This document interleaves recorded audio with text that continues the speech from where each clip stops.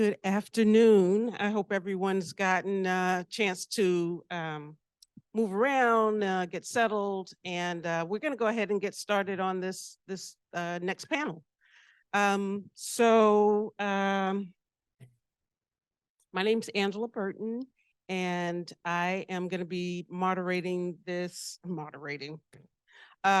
to be I'm going to be throwing some questions to this powerful panel of elders, and we're going to see how things go. You have everyone's bios, so I'm kind of not going to go through the bios so much, and I think people will have a chance to say a little bit about themselves as we move into this next conversation.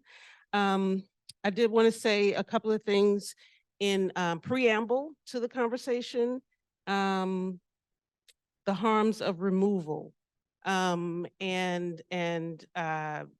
which I think is an important, very crucial conversation for us to start to have. It's cold. I bought my scarf. I'm ready. Also want to say hello to the people in cyberspace who are with us virtually. So a couple of things. So we talk about the system and the system that has created and perpetuates a thing called removal, taking children, apprehending children, separating families. I want to recognize and acknowledge that there are people in the room, in the space, who have experienced that, who are suffering from that, who are recovering from that, whether being a person who was separated, whether as a child or a parent or a family member, or someone who separated families and interrupted that family's line of connection and caused dislocation. And as the conversation has already started, I'm sure that there have been moments where some of us may have been triggered, and there will be more of those moments, but you're here, you're brave enough to be here, you've decided to be here. So again, as Aubrey mentioned earlier on, we just want to be very knowledgeable and cognizant of that dynamic in the room. We have our panel here who have engaged or been impacted by the system. And we're going to start with a couple of questions that kind of get underneath some of that. But first, I want to say a few things about the system. A lot of us talk about the system. What is the system? What is the system, right? We're all coming at it from different angles. And I want to just kind of pull back a little bit, like big picture system. What are we talking about? What is this child welfare system?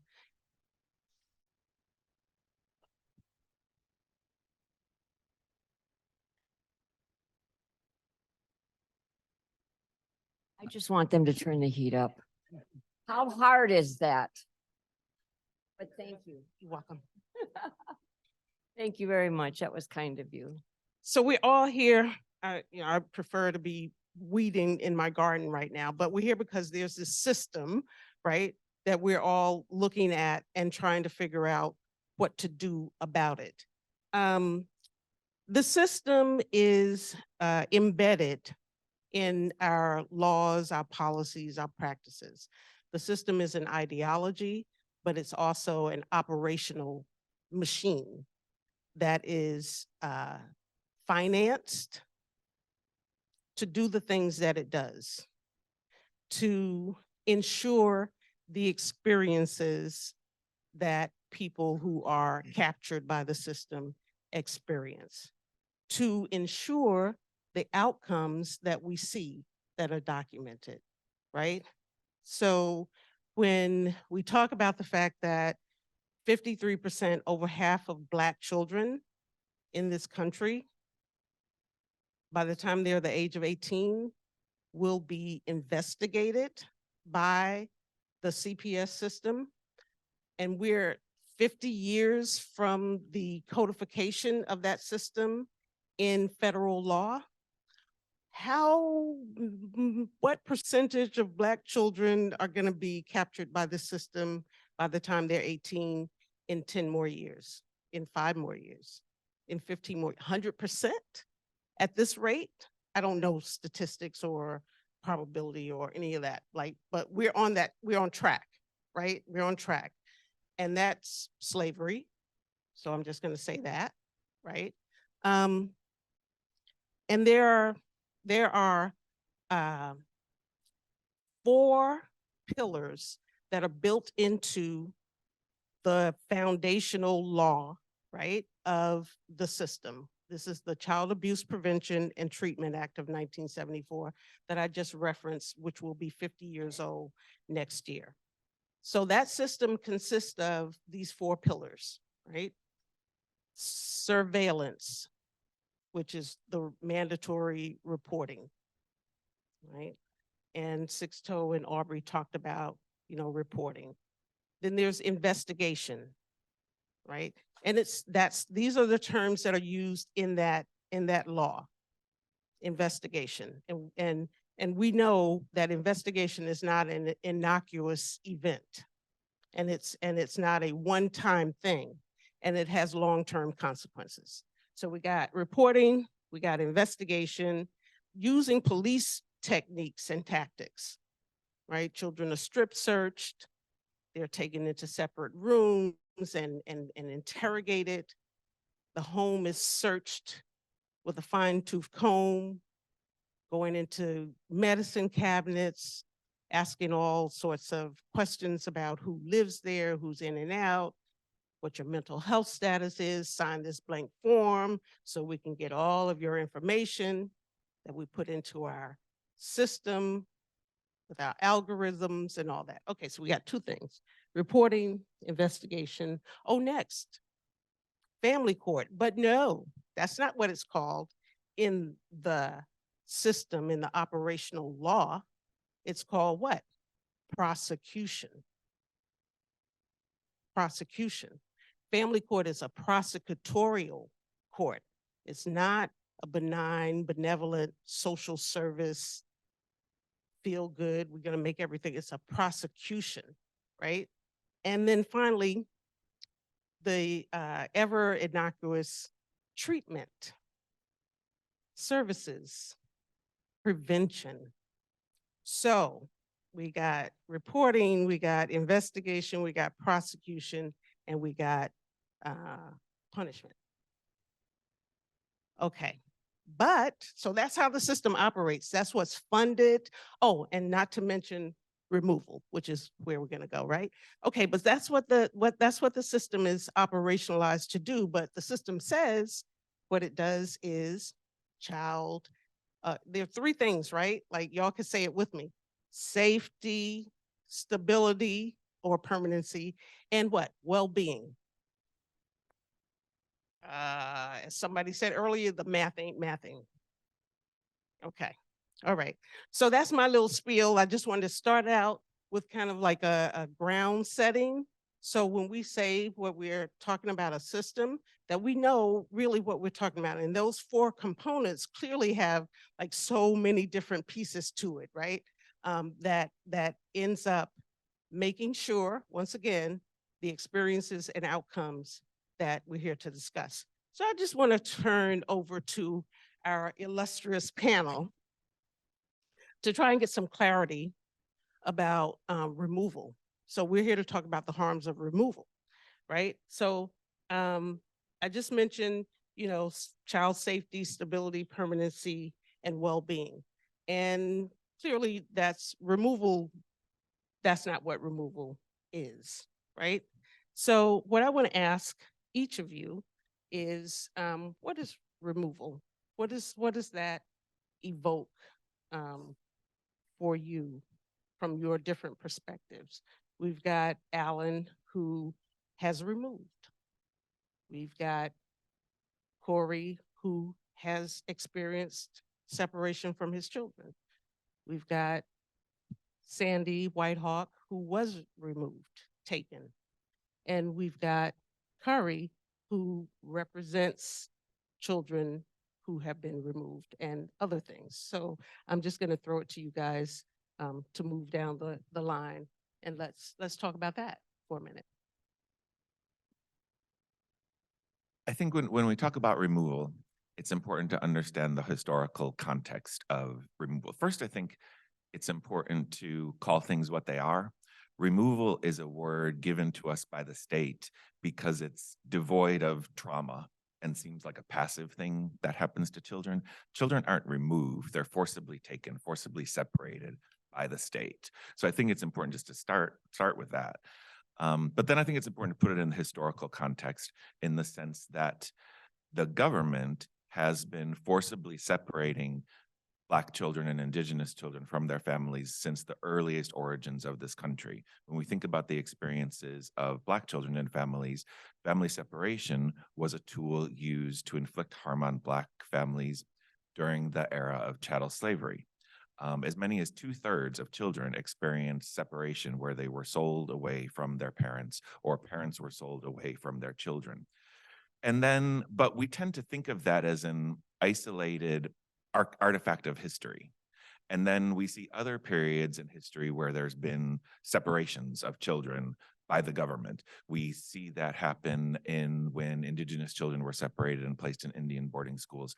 We saw that happen when children were taken from their parents and placed in Japanese internment camps. We saw that happen recently when children were separated from their parents at the US-Mexico border. And we also saw outrage about those experiences, particularly if you think just back a few years ago with the zero tolerance policy, we saw national outrage protests over family separations that happened in this country, so much so that the policy ended. What we fail to see is that throughout the history of the United States, there's never been a time in our history where the government has forcibly separated white children from their families.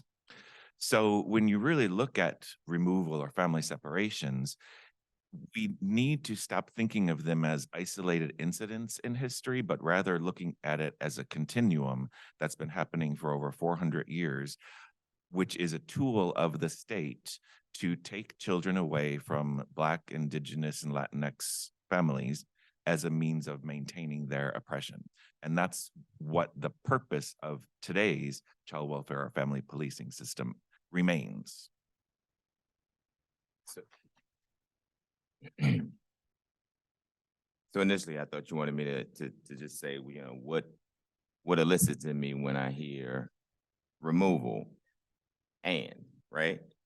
So, you know, it's fear, bottom line, right? It's disorienting. So without going into my experiences, because, you know, I don't think that people in this room deserve that story, to be perfectly honest with you.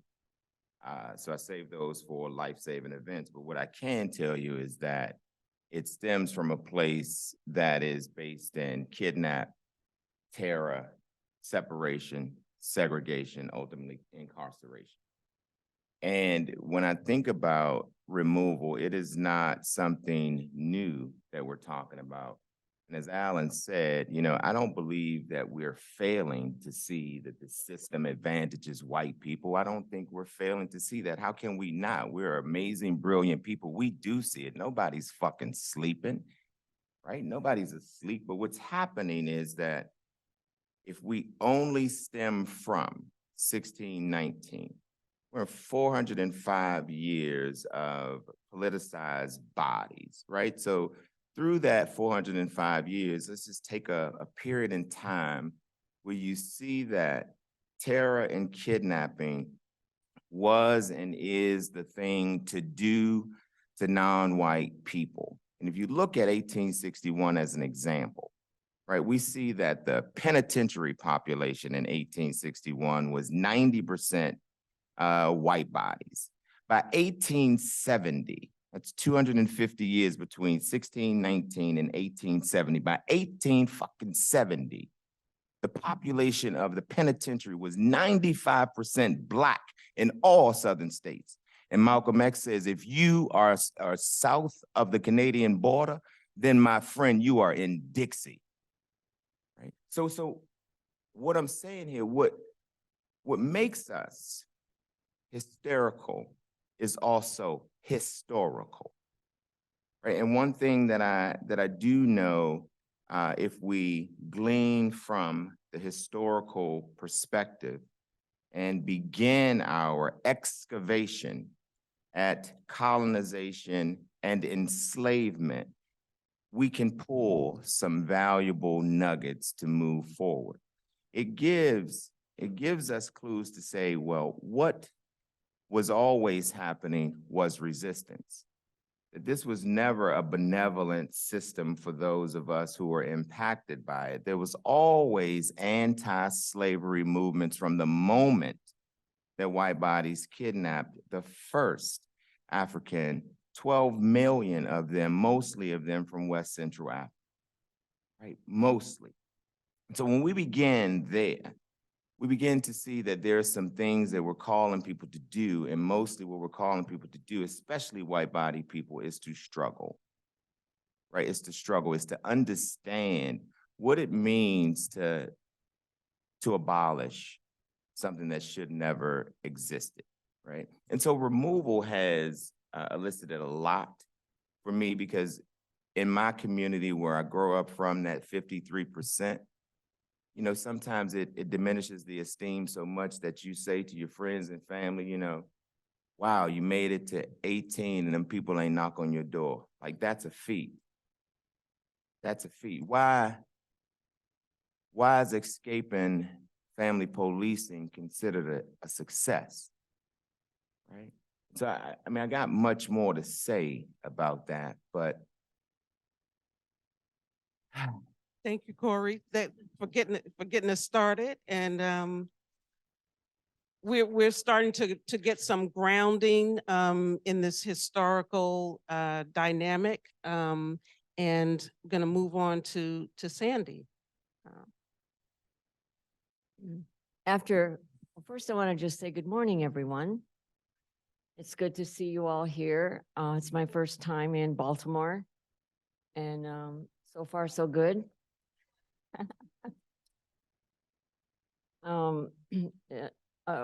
It's hard to put words together when Alan and nephew here have just nailed it. But what I will say is that as Indian people, we've been acquainted with removal since the first people came to these shores, white people came to these shores. They removed us through massacres. When they finally formed a government after the Iroquois Confederacy, and not telling anybody that they did, that they stood in Congress and passed acts to exterminate us. They used that word. So they've been trying to get rid of us since they got here, and still trying to get rid of us through laws, you know, take away our, sovereignty. They think that's something they gave us. So when it comes to our children, it was certainly as Alan had said, that boarding school, but you didn't mention adoption, Alan, and adoption was a targeted removal as well. It was boarding school, then adoption. And here's why. First, through the massacres that were happening, it cost too much money eventually to kill of all of us, because there are millions of us here. Right now, there's 574, is it, tribes. Do you realize that that means that there's basically 574 languages?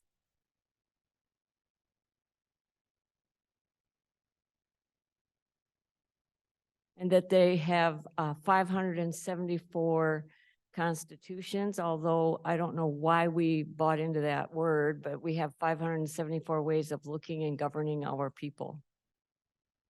But the one thing that we have in common across the 574 nations is our understanding of who our children are.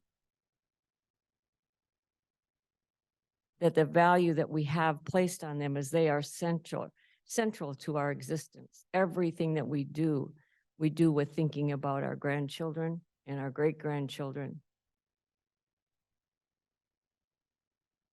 So removal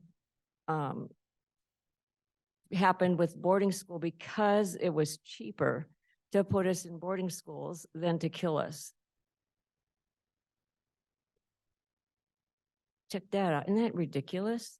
Then it got cheaper to just adopt us out. Come into the homes. You'll hear stories. I'm 69. I still hear stories of individuals who grew up with when a car pulled into the driveway in the 50s and 60s because the average person did not have a car. So they have a car pull in. They hid the children. There was a drill. One of my friends talked about how, because she was the oldest, you know, they're here, run, go, they had where to go out the back door, where to hide, stay hidden until a certain time. This happened regularly, frequently. And so removal to us has all these, as I think you used the word terror, or one of both, maybe both of you did, but so if you look up the definition of removal, it talks about removing something, you know, they don't want. It's always about that not wanting. So those in power, and at that time, and has been and will continue to be white people for a while. Hopefully that switches by the time our great-great-great-grandchildren who will be coming forward in our prophecies with a mindset of bringing people together, because by then there'll hardly be any white people left because there's so many intermarriages. For real, this is what, I mean, it's common knowledge in our communities. We talk about this all the time. And so the fear that many have then is what's going to happen. We have to remove these individuals. So we have to change the language. The only way we make change is changing language, because the words we use impact our brain and then impacts how we're going to act. Words matter.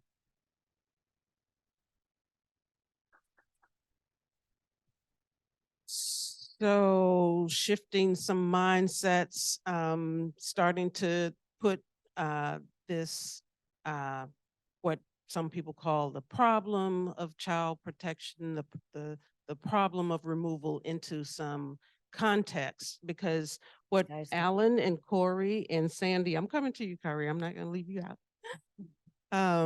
have laid out for us is that this is not something new. The term that we're using hides and obscures the terror and the reality of what's happening on a daily basis. It's become so mundane. Oh, removal, the harms of removal, child removal. No.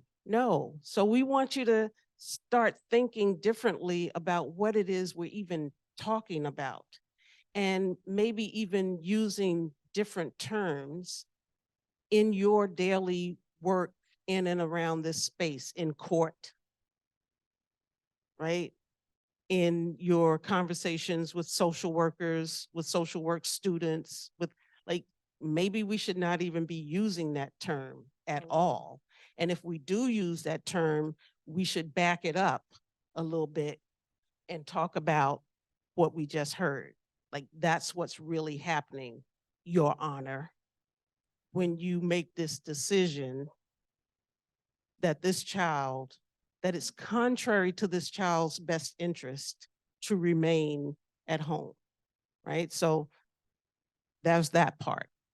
So Curry, what can you add to this conversation about what removal means, what it evokes for you, for your clients, for the children that you work with? Hi, everyone. Currey Cook, I use he, him pronouns, and I work at Lambda Legal, the LGBTQ plus civil rights organization, and direct the Youth and Out of Home Care Project there. So do advocacy for LGBTQ plus youth and families across the country that are involved in all of these systems. that we're talking about. And before that, I'd represented young people in foster care in Alaska for most of my career, Office of Public Advocacy, and then in New York before joining Lambda Legal about 11 years ago. And so I think the first thing I think about is how appreciative I am about this symposium and having these conversations, because I caused a lot of harm as a young attorney stepping into this world that I didn't have experience with from a lived experience perspective. And I didn't have the information that I needed at the time to do what I could have done, like in that space. So I'm glad that now, at least folks who are participating in all of this, such as it is now, at least are getting a lot more information about what's really happening. And so, that has been a part of my career. And I think for a lot of us that have been doing the work for a long time, it's important to just sit with it, and what we've done to be a part of it. Also, I was the first out LGBTQ person that I knew of who was working within the child welfare and juvenile systems when I was in Anchorage. And so a lot of people came to me to say, like, well, I think I've got one, like, what do I do? Got one. And I was like, one what? And so well, I think I just, my like gaydar is like, I'm pretty sure, I'm like, okay, let's back up. But I also realized like I didn't have anything at that point, but my own personal experience, which, thankfully wasn't connected with the foster care system at that point, but, could have been. I didn't come out until I was 28. So I don't know what would have happened had I come out, but I grew up on a farm in rural Georgia in the early 80s. So, more math we can do, like what the possibilities might have been. But, then I had to sort of seek out, information, and thankfully, organizations were putting out information at the time about the experiences of LGBTQ youth, and then I really appreciate Aubrey saying this morning that, there's things that we can hold in our hands simultaneously. I mean, one, I think we know that, of course, queer people and queer families and queer young people were part of all the things we're just talking about. And, a lot of colonialism and faith-based like that brought oppression, and that brought anti-LGBTQ stuff to folks who that wasn't a part of their culture, that wasn't their view. So, and that is happening like today. I'm a little distracted this morning because the Administration for Children and Families just put out an NPRM that we had hoped supposed to be an LGBTQ like non-discrimination rule.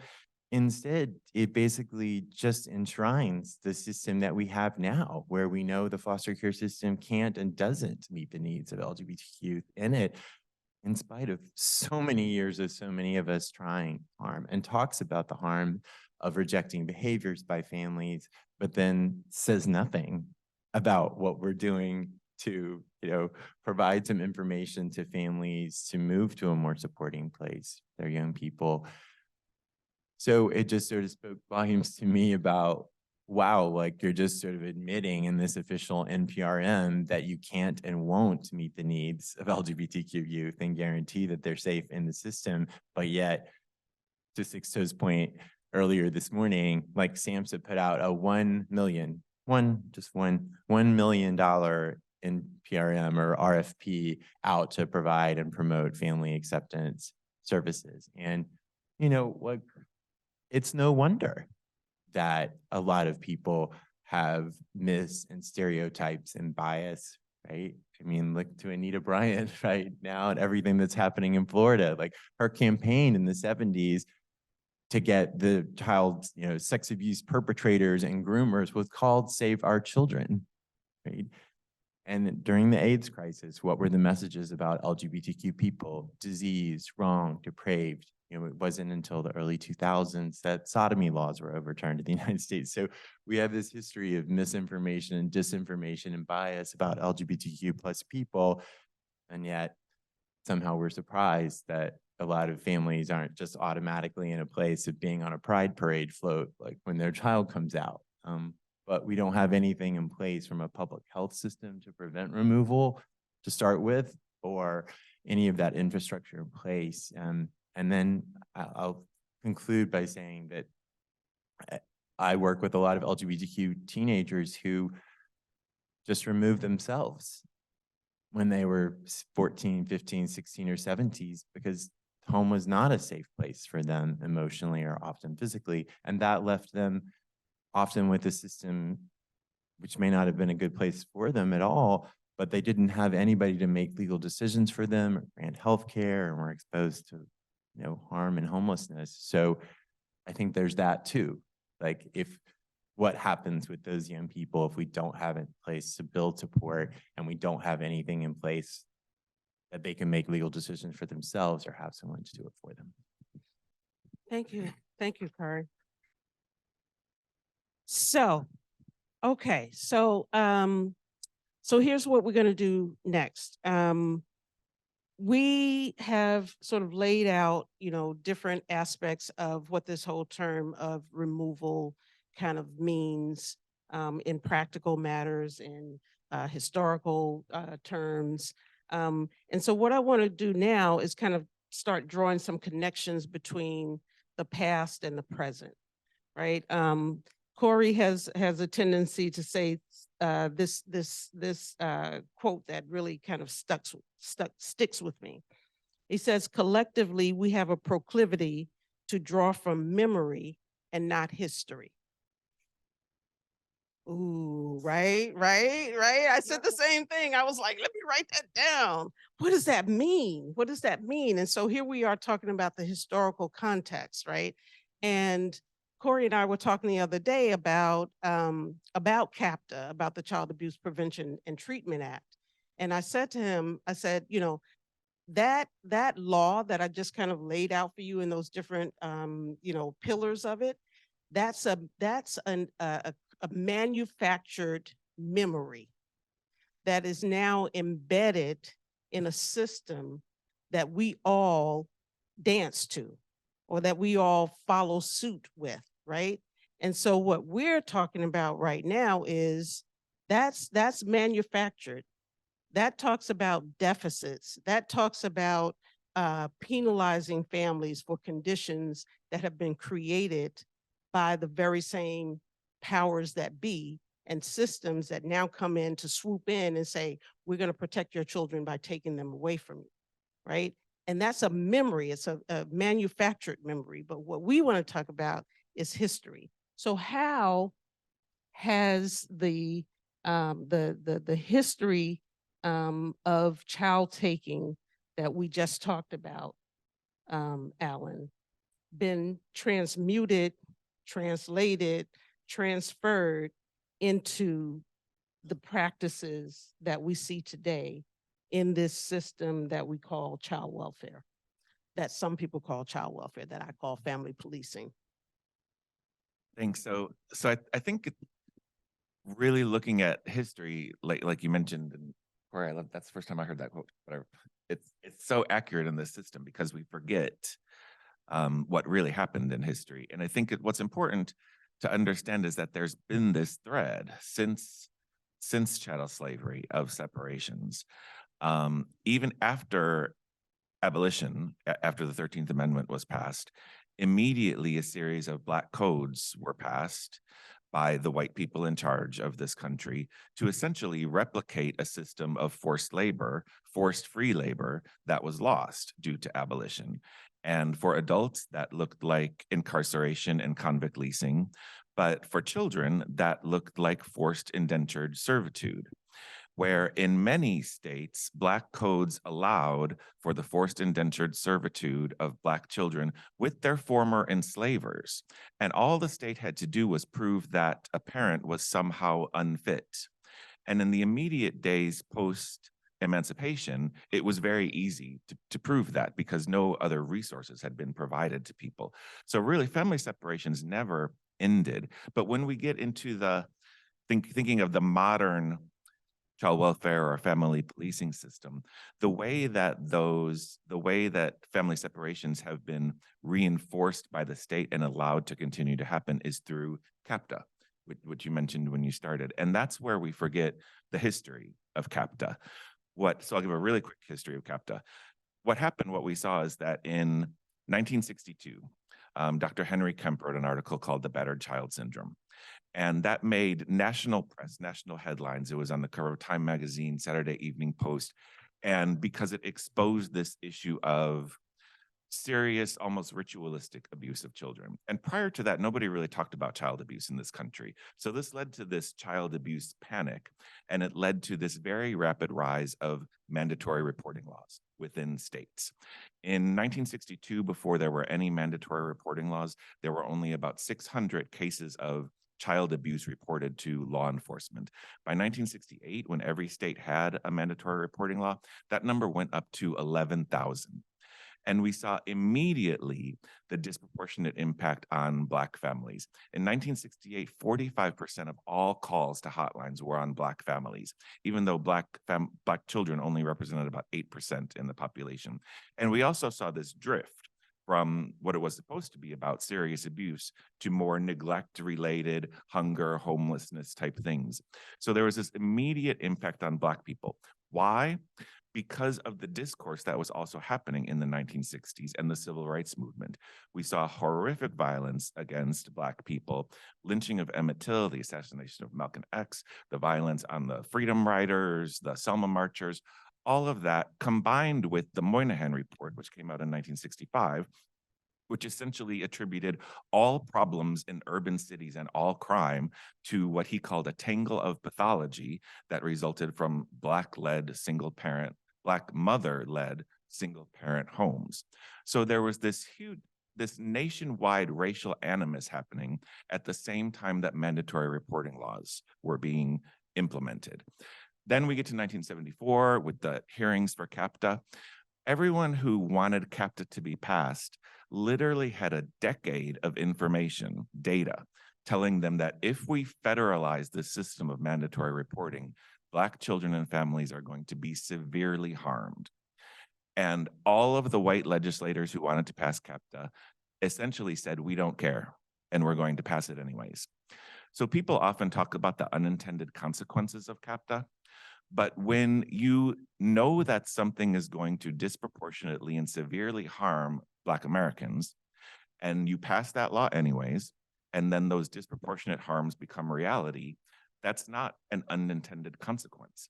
That's the clearly foreseeable known result of what that policy is going to do. And that's the part that we forget. When I think of CAPTA, I think of what Carol Anderson calls white rage. There's been any time in our history where there has been Black advancement, there's been a reaction through white rage. At times in our history, white rage is implemented with overt physical violence, like in the civil rights movement. But at most times in our history, that violence is not deemed publicly accessible. So then white people enact that rage through policy that intentionally keeps Black children, Indigenous children, other children of color oppressed. And that's what CAPTA's done. And that's the history that we don't talk about. People today will talk all the time about all these unintended consequences, but when we really look at what happened, they weren't. So I want to try to combine a couple of points because I know that the time is wasn't well planned. But That's a white thing. That's a white thing too. We didn't get that. So I wanna say some things to what Alan said in a different way. Because what we continue to do that is really, even from an advocacy abolitionist perspective, it's really ahistorical. And let me tell you what I mean. We have a really good knack at studying the impacts of racism. We're good at that. The harms, the trauma, all the things that it caused us, right? But history has a piece that we are, for some reason, reluctant to really examine. And that's whiteness and the invention of that. And so we don't study or examine racism. We examine the impacts of racism. See, everything that Alan just laid out, it caused people harm. But we don't look at the source and the harm of that. So throughout history, this memory piece becomes critically important. And it's important to break it down into two fundamental pieces: understanding serviceability and what that serviceability does to your memory. So we don't have to pull from history when Bernays, Carl Linnaeus, and all the other pseudoscientists through the Enlightenment period said, you know what? We know this shit is bunk. We don't care. It's already baked into people's memory. They're going to believe that they're white. They're going to believe that they're black. They're going to believe that they're Latin. They're going to believe that they're indigenous natives. They're going to believe that they're Asian. They're going to believe it because it's already embedded in their memory. And we continue to hold a belief, and that has gotten us anchored into three fundamental conundrums that we cannot seem to talk about to get us out of it. And this is, we've fallen into race-based history. People told us who we were, we bought it. There's 1,001 boxes that'll keep changing, and every time they change, we're gonna find a way to check it. Don't take my black box, don't take my Latin box, don't take my indigenous sovereignty, don't take my Asian box. Well, if you know who've been doing it the whole time, it's amazing that the Asian population of people had their racial identities changed 4 times in the 19th century alone, when it was good for war and it was good for internment. One or the other. It fall into this race-based history that's gotten us into a race-based identity. And that race-based identity, we start to feel somewhat what W.E.B. Du Bois calls this dual consciousness. Now, I know full well I am 100% human. But Stokely says, God damn, it took a 1964 piece of legislation for you to tell white people that we were human. See, y'all forget that all of what we've been saying seems to be like a cry to white people for our humanity. But white folks in white bodies have to realize that there is some serviceability to this kidnapping. There was some serviceability to this separating families. There is some serviceability to segregating bodies. There is some serviceability to how we continue to police Black and brown bodies, because it stems from how we loved power and economics to commodify, to fill our pockets and empty our damn souls. Now, I said I wanted to say it in another way. All of you can quote them dates because you know how to examine the impact of racism.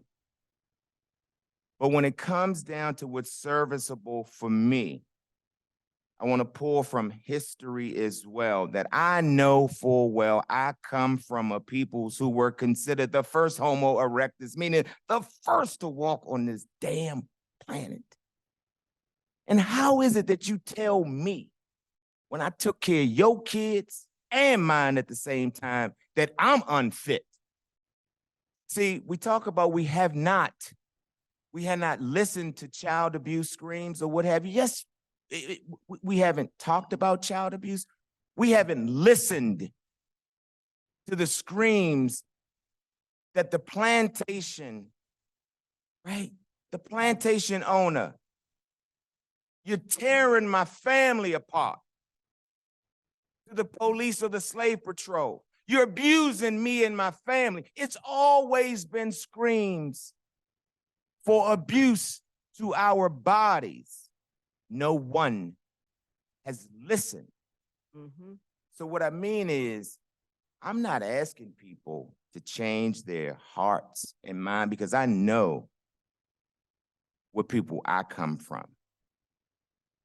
My plea for specifically white bodies, those white passing, those white adjacent, those who are upholding the system, whatever box you choose to check today and tomorrow, My plea is to ask you to understand, do you know what was happening to you before you and your peoples kidnapped the first African? And if you knew what was happening to you before there was an invention of fucking whiteness, you will deal with your trauma so you won't blow no more through mine. Ooh, ooh, ooh. Okay, okay. He's not finished yet. I'm not finished yet, but I'm gonna pause for the sanctity of this panel because I also believe in humanity. What I have asked us to do is just to touch that a little bit.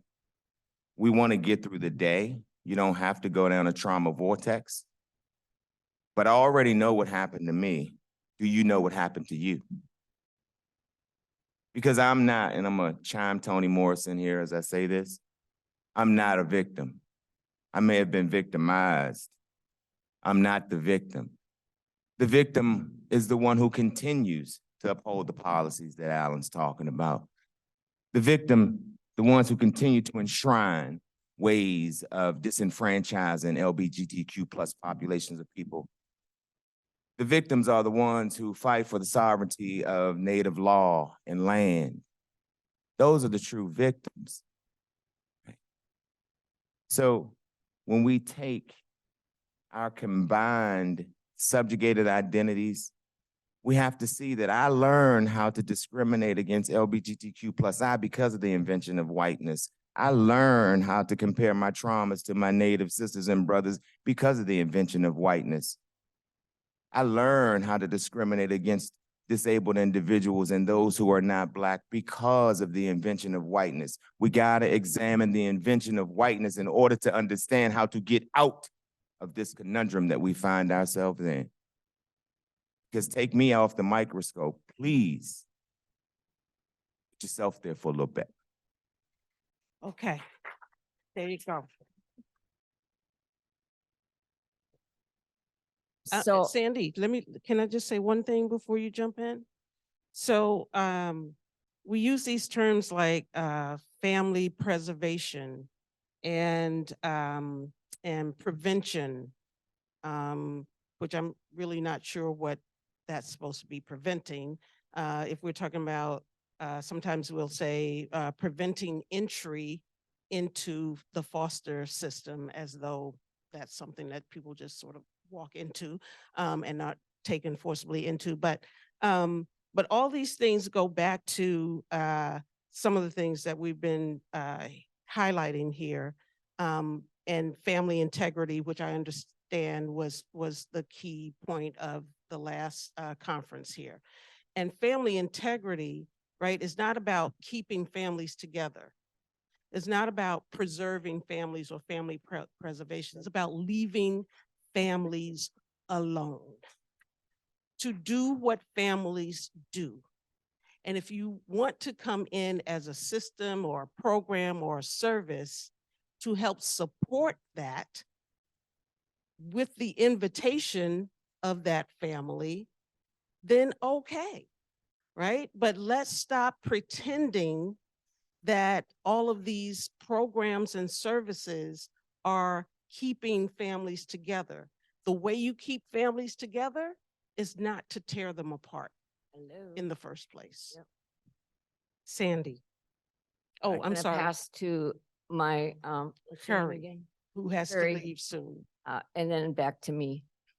Thank you. I have to slip out to be a part of a virtual webinar that I'd agreed to before Aubrey asked me to come here. So I appreciate the grace to be able to do that.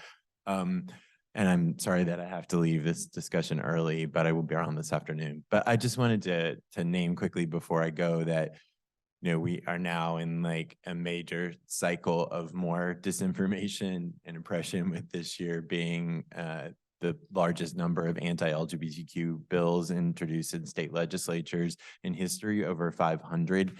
And so many of those are exactly the kind of thing that Corey was talking about, just state-sponsored hate and disinformation attempted to be enshrined in law. And I really worry about what that means for families that are having certain sources of information coming to them and are hearing these things as facts when they are blatantly not true, and kind of incorporating that. I don't know in what way, but we also have a lot of the laws like Florida's Don't Say Gay or Trans and other now school district policies that are kind of these forced outing things where if you said to anybody at your school anything about who you are, then they're going to be telling your parents, which, you know, we would all hope that that is a great thing. And as a parent, who wants to be the last to know something about your child? But there's a vast gulf in there, knowing that, you know, 34% of our system, according to a couple of studies, are LGBTQ plus young people. So there's a lot of space in there about what's happening if we don't have as a basic public health, you know, accessible in your neighborhood, accessible in your community information about the importance of like having LGBTQ thrive, which is a no-brainer. Like if you're supported around your identity and who you are, you do better. Right? But we don't have that fundamental framework in place. So as we continue to have these conversations, just want to put that out there that it's just so critically important that we're thinking about that along the way. Apologies again for having to duck out. Thank you, Curry, for being here with us and adding so much value to the conversation. All right. I told the people that put this panel together that I had quit going to panels because you don't get enough time, right? But then I saw nephew over here was going to be there and I was, oh, all right, then I'll come. So what I wanted to say right after he was done, and that's why I'm on the panel. We need that kind of energy. We need that kind of, I have a hard time with just sitting here and intellectualizing all this. It's, you know, what is the plan? You know, and what can you do? But I want to tell a story first, and then I'll tell you what possibly we can do on this small level. But the time thing, so y'all has anybody here been to a Native American conference? It's a little different, huh? Yeah, more relaxed, go with the flow. And that's seen as less intelligent, you know, less whatever. And yet we miss such important things by having to hurry. And I've done lots of trainings, 15 years of trainings, and we always had to assign someone to be the evil timekeeper. But yet be ready, we built in time in the event that something needed to be said. So I was going to suggest, you know, we have an hour for lunch. It wouldn't kill us if we had 45 minutes for lunch and we took our time. Just my little suggestion. Already going? All right then. Okay, but I wanted to tell you this story. So in my book, I talk about this man, Chris Leith. He's a Dakota elder, very well respected across Indian country and into Canada. And I learned so much from him on the 7 years that I got to spend on the road with him. And then some of the lessons were not easily taken. I was often the person just going, what? You know, what are you getting us into, old man? I would think that in my head, but I'd never say it. So one year we're invited to go to this called the MAN conference, and it was in Arizona, and I can't remember what MAN stands for, but it was men at the conference of all races. And they were discussing mental health, physical health and things like that. And I can't remember why we were invited, but we were invited. And well, Chris was invited. And of course he said, well, then you need to come with me, blah, blah, whatever.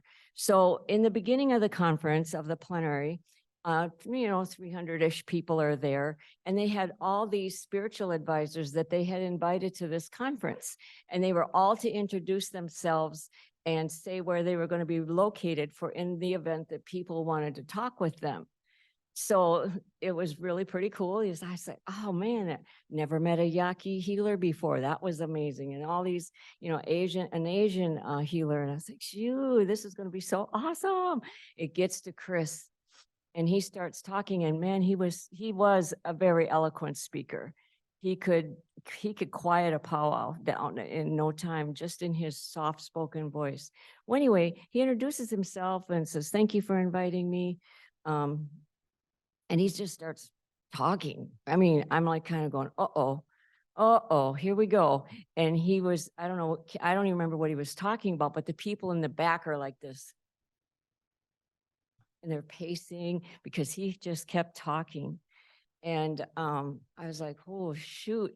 And I mean, you do not tell an elder to stop talking. You just don't do that. And so I was thinking, oh, shoot, he knows better than this. Why is he doing this? My thoughts. But I just stood there and smiled like, yeah. And anyway, finally, someone came up behind me and they tugged on my shirt and they said, "He's got to stop talking." And I said, "I'm not going to tell him." Finally, he hears us and he goes, "What?" And I said, they have a schedule and they want you to stop talking." And he goes, "Oh, they have an agenda." Oh, I forgot to mention, in the front row, there were all these former gangbangers. You know, they still had like their khakis on, and they're like, they're taking in everything he's been saying. They're like this, listening to him. And then when he got told that, he just turned his mask. Like, "Yeah, they got an agenda. We weren't supposed to do this now. We're supposed to do it." Oh, I messed up the agenda. And I go, "Yes, you did." He goes, "Yeah, well, excuse me. We got time to think about, huh?" And I go, "Yeah, that reminds me of a story." And he told that story. Those guys in the front turned and high-fived each other. But the story that he told, I wish I could retell it in the way that he did, but it was basically an elder in Canada was sharing that years ago that before time was such a concept with a clock, you know, remember the analog clocks? They went tick, tick, tick, tick, tick, you know? And he said, listen to that on the wall, and you could hear that analog clock going. And he said, we never had this thing called stress until that clock came into our community. And he went on and talked about all these things that happened as a result of, hurry up, we got to do this. We only got a few minutes to do that. He says, we never lived like that before. We lived in the natural time flow. And anyway, he finished it beautifully. It was a beautiful story and gets done. And I was still smoking then, and I want you to need a cigarette and a cup of coffee. So we go outside, and sitting there, and I'm thinking, well, we'll never be asked to come back here again. Oh, well, that's what happens. But you know what? People lined up to talk to him. Thank you, Elder Chris. I needed to hear that. Thank you. I needed to get that centering. This one man came down, young man, and he said, you know, I never come down to plenary sessions. I just think they're a waste of my time. He said, but something told me to come down this morning. And I am going to change my life based on what you said, because I was just diagnosed with hypertension. And he said, what you said is true. I live by that clock. I don't live by my heart, which is what Chris talked about. And so I like to share that because it is important. We do have to respect time and people's time. We do have to do that. But we also should respect the natural flow of life. You know, you hear people say, I go with the flow. Well, there is a natural flow of life, and it is a respectful thing to live in. So the one thing, I don't know, there's a lot said here, and I always feel pretty inadequate because I just get mad like Corey was and going, well, God damn it, what the hell we got to change here? Just fucking do it. Let me say something real quick to that. So sometimes it's not mad, and I want to make a real distinction here because I think it's important. I get right? it. Folk have miscategorized our righteous rage Yes. for anger. Yeah. So just want to I make agree. No, that- I agree. And that's what I saw. I get that, but I'm old school. I just say mad, angry. I want to be 70 in 2 months, okay? I can't wait till I'm 80 and I'll say any goddamn thing I want. You can start All right, now. but I want you to think you of, can start for, now. for those of you that are social workers that are in this system where you know you have supervisors and policies that hold you back from your best decisions. First and foremost, thank you for hanging in there and doing what you do. Because I can't imagine what that would fit. Well, I can't imagine, but I mean, in your position. But here's one of the things that, we talk about learning from nature, that we are if we really focused on the natural world, we could learn so much. We really can. And so the other day, my husband took a picture of one of our trees in the backyard, and it had one red leaf in it. There was nothing else, everything else was green. I saw it and he took a picture, but we went out and we looked at the whole tree nope, nobody else has changed. That one red leaf. And I said, I'm glad you took that, because I was supposed to speak at a thing the next day. And I said, it took one red leaf to tell everyone else on that tree, it's time to change, everyone. And it didn't do it immediately. But by the time we got back from our 5-day trip, guess what? It had started to change. And so be that red leaf, because those that are called to change will follow you. It just takes someone to see, nothing happens. There's no lightning bolt. So just be whatever is in your heart to change, even if all you're doing is changing the language.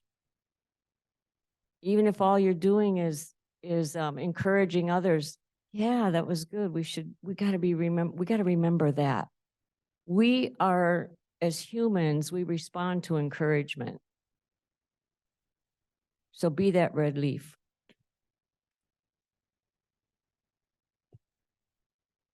So I told y'all that I wasn't going to be moderating anything, right? Like this is the flow of an accumulation of knowledge and wisdom, and taking the time to really sit with, as opposed to rushing through and glossing over and just accepting memories that have been implanted into our minds as if it's the truth.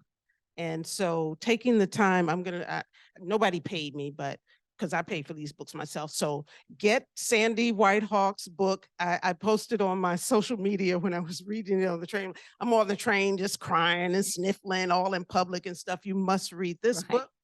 Of course, it's a child of the Indian race. It has a happy ending for real. It does have a happy ending, and I'm gonna let these guys talk a little bit about where we go from here. In Alan's book, Confronting the Racist Legacy of the American Child Welfare System: The Case for Abolition, which goes into a lot more detail about the historical context.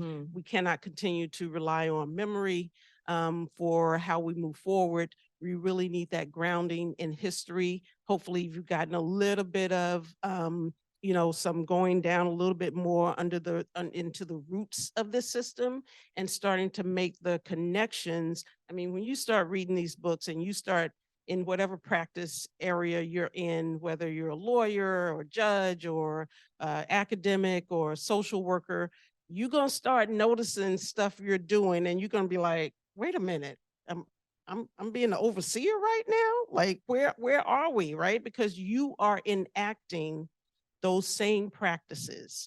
You're enacting those same practices. The people that you're inflicting those practices on are enacting the same responses that have been embedded in us. And it's time for us to really, once we start seeing that, then we can start naming and calling things what they are. You can talk to your supervisor and say, why are we taking this child from their parents, their siblings, their everything they know, because mom can't afford child care? Yeah. Does that make sense? And if it doesn't make sense, let's do something different, right? We don't have to keep doing what we've been told to do. Shireen White, who's here, yes. I've been doing a lot of work with her on the international stage, elevating the issue of Black family separation and its connection to slavery. And one of the things that she says that always sticks with me, I listen to people very carefully. She says, this is the system that we've inherited, but this is not the system that we have to continue to accept. We should not be accepting any of this. We should be spending our time. Again, I'd rather be spending my time in my garden weeding right now, but here we are.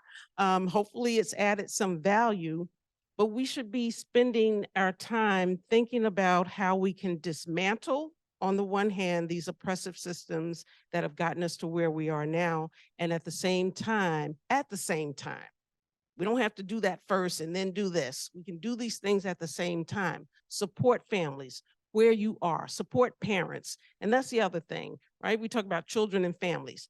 Where do parents go?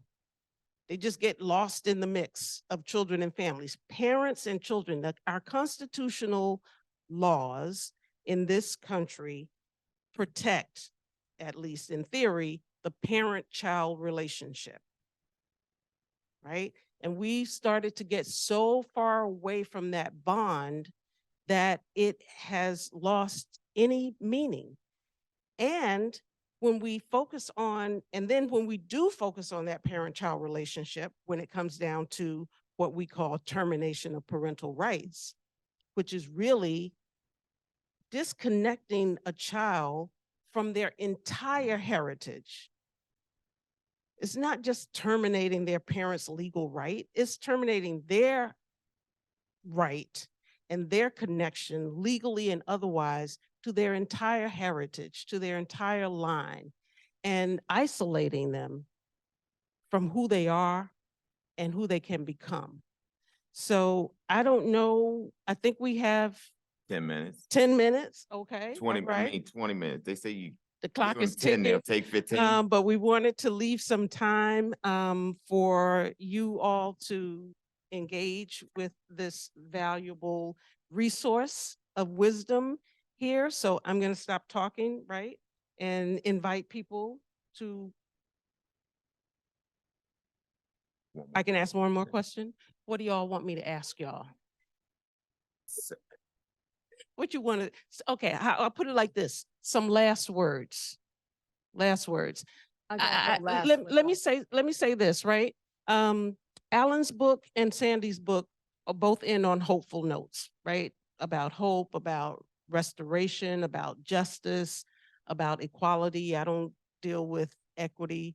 Equity in child welfare is just a ridiculous thing because I don't want less of the same thing. I don't want less of the same harm, right? Like we want justice.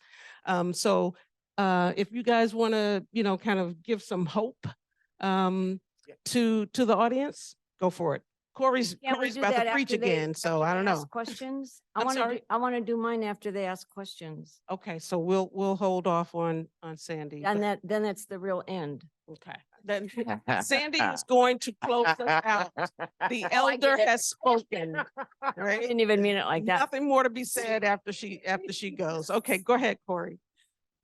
So I like to encourage folk to think about the fact that we are given hope, because hope is one of those transmittable sort of energies where we have to believe that the outcome is possible. So even if the conversation is difficult for us to, as difficult as this conversation is for us to have, it is still an indication of hope, and that healing is a process. It doesn't just happen. Similarly, with abolition, it didn't just happen. It's not a point in time. It's an ongoing set of practices, an ongoing set of new ways of being, an ongoing set of building new coalitions with people so that we can actualize that. But the thing that I really want to just talk to, and I think we run away from this a lot in our work.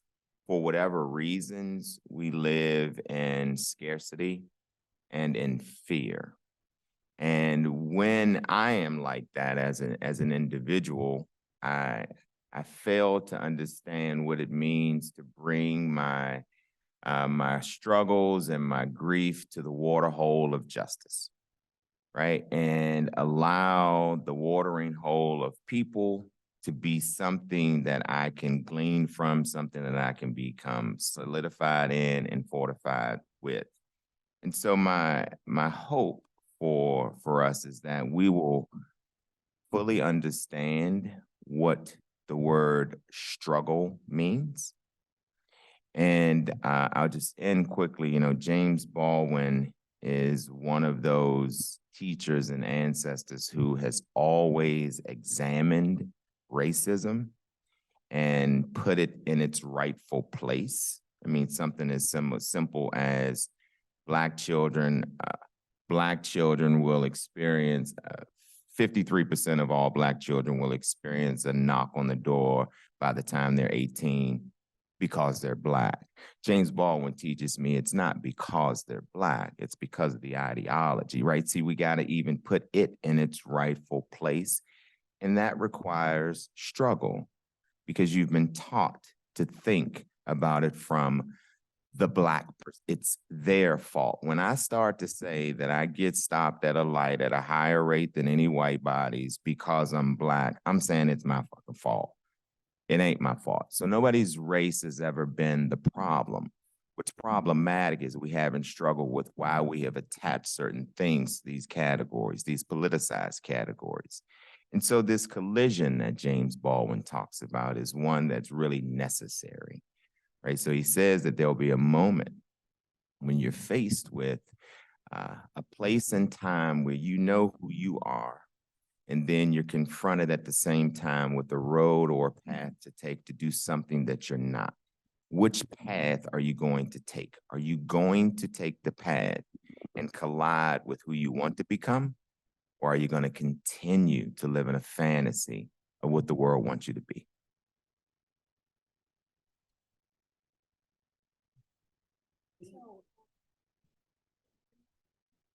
Oh, I thought everybody was doing it. Sandy said, oh. I want to go last. I'll get inspired by the question.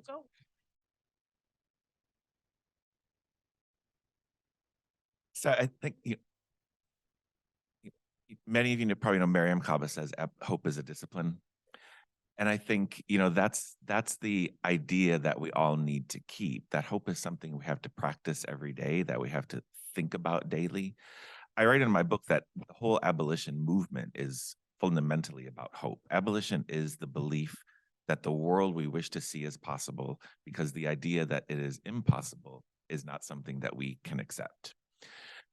But I recognize that when we think about abolition as a really big project, it can seem unmanageable. It can seem like something we're not going to see in our lifetimes. And I think where the hope comes from is looking at the small acts of abolition that are happening all around us. Many of you probably saw, maybe a year ago, there was a video that went viral about a program in a high school called Dads on Duty.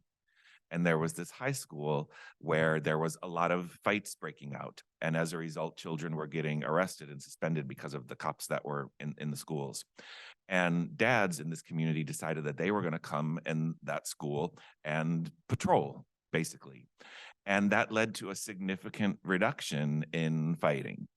And the kids in the school talked about how the dads being in that school made them feel safe. Mm-hmm. And the cops didn't. And that's what abolition is about. Abolition is about the presence of safety. In my community, a few years ago, there was a 10-year-old boy that was murdered. And there was a homeless shelter in this neighborhood that was along the path where children would walk home from school. And all of the elected officials in Houston, and particularly the ones that represented this neighborhood, wanted to increase the presence of cops as these children were walking home so they could watch them while they were walking home. Because it was believed that this child was murdered had to be murdered by someone from this homeless shelter. And the parents in that community got together and said, no, we could figure this out for ourselves. We don't want more cops coming into our community. And they organized with themselves and grandparents, and they sat on their front porches along the path that children would walk home from school. That's what abolition looks like in practice every day. And those things are happening all around us. And it's those collective acts of abolition that eventually are going to come together and bring about the real change we want to see. So that's where I think the hope comes from.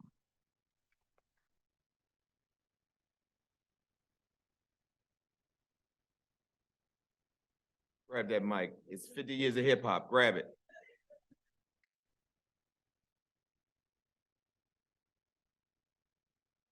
Hello. Oh yeah, yeah. So I have a couple of things, and to your point, I've been struggling to incorporate just what you're saying into follow-up services that young people get when they leave from detention or whatever they have been involved in. Follow-up services also look like creating a plan for them on their way to school, creating a plan for them for what it looks like for when they go into their extracurricular activities, how to get there safely, what would make them, they don't even think of it that way. And it's a struggle for people in the position to incorporate extra. They feel like, oh, that's just extra. And I feel like the things we're doing are useless. So focus less on the useless things and more on the extra. I also wanted to speak about changing language of color. I get a lot of pushback when I come into spaces because I don't call white people. I call them pale people. Call them what? Pale people. And I feel like that takes away the power of whiteness. It makes them look at themselves differently. So they be like, I'm pale. You're just a pale person. I'm not a black person. You know, and when we start to change and I wanted to know you guys' thoughts on, you know, the power, because to me, we say black, we say white, but those are just status. You know, your status is you're white. That means you're wealthy. That means you are better than I. Blackness means you're not. And so how do we change the language of colorism in these spaces where it's frowned upon or seemed disrespectful to call someone what you know they are and not calling them what you know they aren't? And then my next question is to you specifically, Mr. Allen, because I've had experiential learning with lawyers and a lot of pushback with lawyers who represent young people, specifically my young people from my family, about their position. And so I hear often, I represent the children, I don't represent you. Or I represent the girls who are my two younger siblings. I don't represent the family. I just represent the children. And how do we as legal, how do we show, how do we train, what do we need to do, how do we get them to understand the history as lawyers to push back against who they work for? Like, yes, you do work for legal aid and legal aid works for Baltimore County and you can't represent me per se because it's a conflict of interest, right? But you do represent the children, and representing the children means that you represent me because I am their best interest, right? And so I find myself having that conversation and it falling on deaf ears because Baltimore County said this and that. Baltimore City said this and that. So that's really what I'm going to lean towards because that's who I work for. How do we teach them? How do we show them? How do we get them to understand that, yes, you work for these people, but you've been put in a position to think differently and what that looks like? So I know I said a lot, sorry.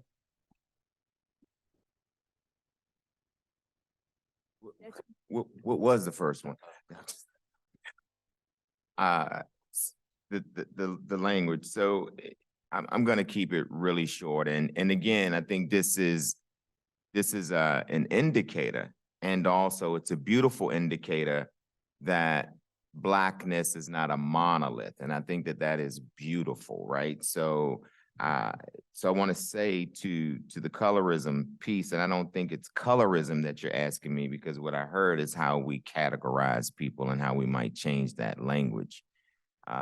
Back to my original point, I'm of the firm belief, because I learned from ancestors, okay, we have been categorized, we've accepted that. So my Blackness is not only a category, it's a cultural aspect of who I am. And I'm proud of my Blackness as a culture, right? So it took a long time for me to even understand what was Black culture, because I had to understand what is American culture, right? So my my response to that is to first struggle with the attachments to the racial categories. We often fall into mimicking white supremacist systems with the way that we want to change things or move things or relabel things, right? We shouldn't even think of ourselves as omnipotent in that sense, right? We have to be able to grapple with what the reality is now, where that reality came from now. Why am I categorizing people this way? And does white mean I'm ascribing power to them? Not for me, it doesn't, right? It doesn't mean that for me because I don't ascribe power to whiteness, right? Power to me is relational. And what I do is I ascribe power to people who are deemed to be powerless because I know that they're the most powerful, if that makes any sense to you at all, right? And so there's a lot to say about that, but I will ask, I'll leave you with a suggestion in the frame of a question for you to just travel with, right? So it's my understanding that sometimes asking the question of how do we do something may be premature. So I'll encourage you to think about where do you begin to do something. And if that where is clear to you, you'll understand who you need to do that with. And then through building that culture, a strategy will naturally evolve for you and your how will become made visible.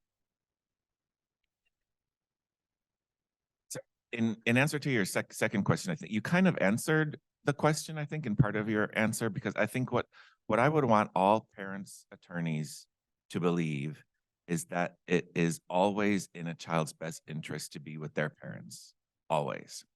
And I think what happens is that children are taken from their parents, and then they're often put in homes in communities that have better resources, better access to education, better things that they could have. And that starts to confuse the whole best interest standard because we start to compare what could happen to a child if they were to stay in this foster home versus what could happen to a child if they were to be returned to the home that they were born in. Particularly that happens when babies or very young children are separated. They're with this foster home for 2 years, and then parents' attorneys start to make arguments about attachment issues and how they're more attached to these foster parents than to their biological parents. And none of that, in my opinion, should enter into a best interest standard. It's not the job of this system to improve life outcomes for children. Parents, and they don't, and they don't. So I would want parents' attorneys to think it's always in the best interest of a child that that child is returned to their parents. Did I mean children's attorneys? No, I mean, I was thinking that children's attorneys often advocate for a child to not go back to a parent. And I'm Yeah. right, they should be doing the same thing, yeah. Right, no, you are. I did get it wrong. It's children's attorneys that should believe that it's always in the child's best interest to be back with their parents. Thank you. Yeah. I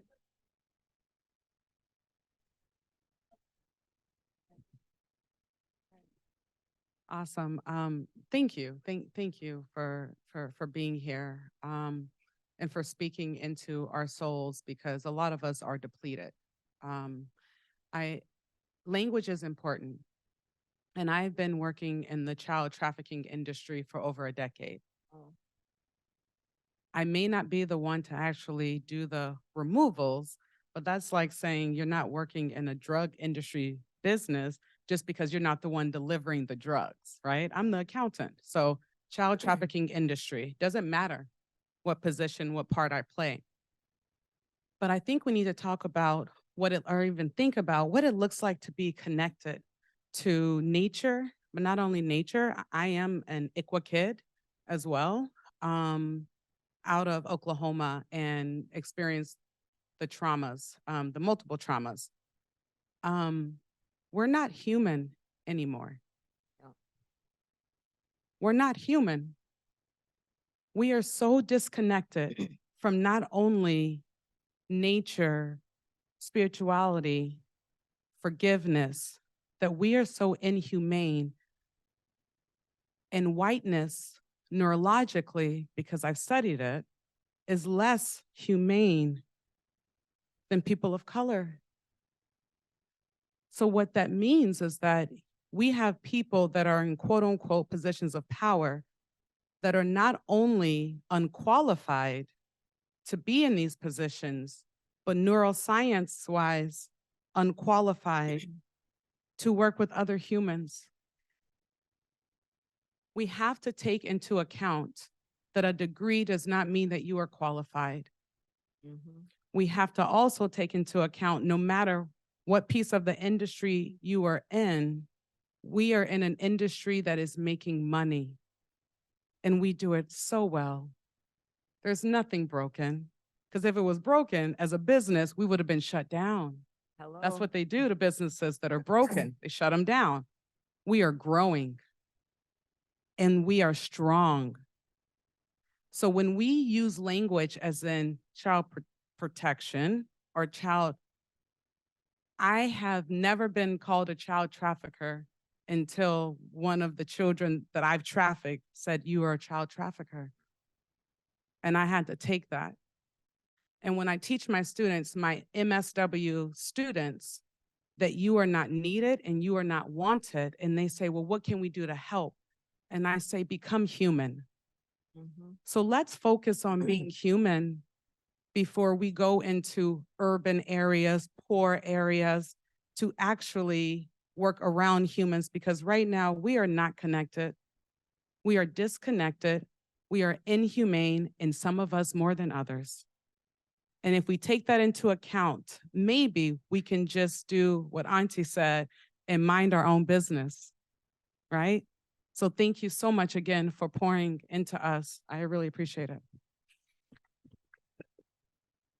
Thank you for that, sister, reminding us of our values.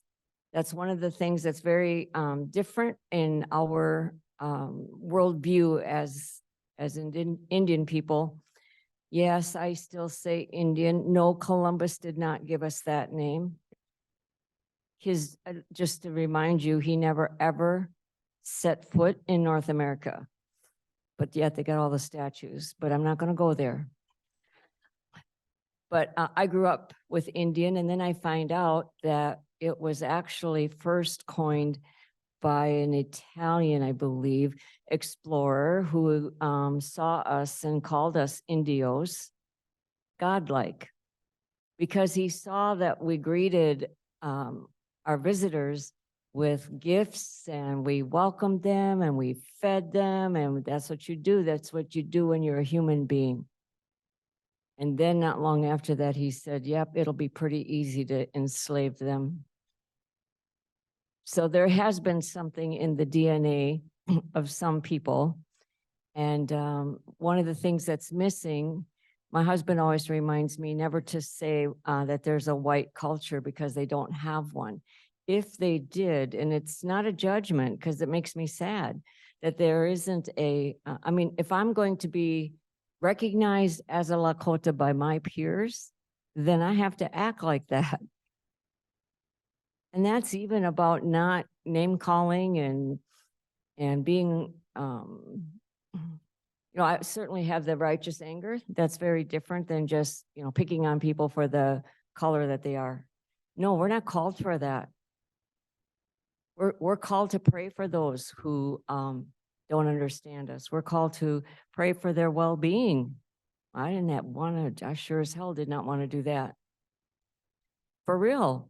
Why do I want to pray for people who hurt me, for people who demean me, for people who don't understand? Why would I want to do that? Because it changes me and helps me not look at people through the lens of resentment and anger and frustration, but to see them where they're at. So that old man that I traveled with, I remember one time we were coming out of a grocery store and I saw how that person was belittling him, and he didn't even catch it. Oh no, he caught it. As we were walking it through the parking lot, I said, "God damn it, we should go back." I said, "I want to talk to the manager." I said, "That was awful." He goes, "No." I go, when are we going to get to just tell someone to go to hell and get? And he literally stopped and looked at me and goes, why would we do that? I'm like, I don't know. I just thought it was a good idea. Call me. It's anyway, I learned a lot from him in terms of, he was the spiritual advisor to the National Indian Child Welfare Association. I saw him take a lot of hits with grace and wisdom and compassion. And yeah, that doesn't feel so good in the moment when we have to make some huge changes in this system, right? Well, I think that some of us may not live to see some of those changes, but I do know that when you plant seeds, someone will come along and water that seed. They'll recognize it and they'll water it. They might change the dirt, open the dirt up a little bit to get some oxygen in there so that the seed will grow really well. And we might not see that change. So if we can't do anything else, which, you know, when I get frustrated, I've been frustrated since this started because I'm listening to everything going, ugh. And then I remember what Chris would say, you know, so plant the seeds, be a seed planter, be a red leaf when you can, and always lead in compassion. Always lead in compassion. I don't care what, I got so many stories that I can tell you that turned that around for me, especially with power systems, people in power. So thank you for having me here. I've learned a lot. I'm a little tired because I have not been so up in my head for this long. We try to be more on the, remember the spirituality of things. We're not in charge of any of this, y'all, none of this. And the white people that are in charge that we're mad about, they're not even in charge. So we have to, reconciliation, I talk about that. It begins with the individual. You know, we fine tune our language, we fine tune what we're seeing, and we write books, we encourage, and that's what each of you are here to do. And so with that, I just want to close with a short song.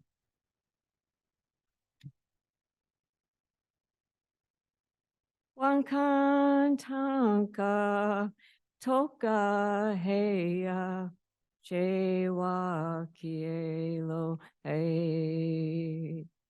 Wankantanka toka heya chewa kielo hey. Mita kueo wanik tacha toka heya chewa kielo hey. To Kashula, grandfather, we thank you for this time that we had this morning. We say Wopi Latanka, that big, heartfelt, immeasurable thank you for all the minds and the gifts that sit in this room. We ask, grandfather, that each of us be strengthened by the presence of others, and that each person recognize in a clearer way their gift and how to share that gift so that we might live in a healthier way. Mitaki Asan. That song is a super simple song. I love to hear how the old people talk about, we don't even know how old that song is. It just, all it says is, I want to live with my relatives, just meaning people, right? I want to live with my relatives, so I will pray first. Thank you.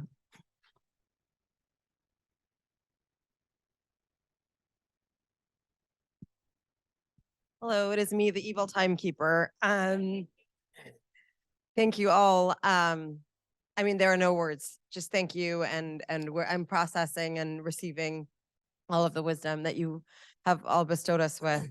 Angela mentioned Alan and Sandy's books and Jane's book. They'll all be available for you to purchase outside, and you can. I got a podcast. Oh yes, and follow everyone on social media. Listen to Corey's podcast, Mining for Gold.